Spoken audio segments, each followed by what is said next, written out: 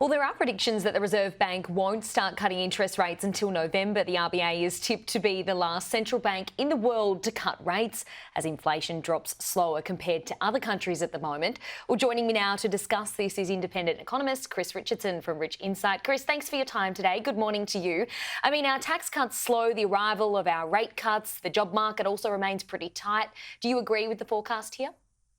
I do. And there are, as you said, a bunch of reasons for it. One is as simple as inflation started later in Australia and our rates are still a bit higher than a bunch of other nations. So you'd expect to see them cutting rates before that arrived in Australia. But the other big factor, as the other one you noted, tax cuts. We are going to get relief in Australia from pressure on our cost of living, but that first round of relief will come as tax cuts in 3 months.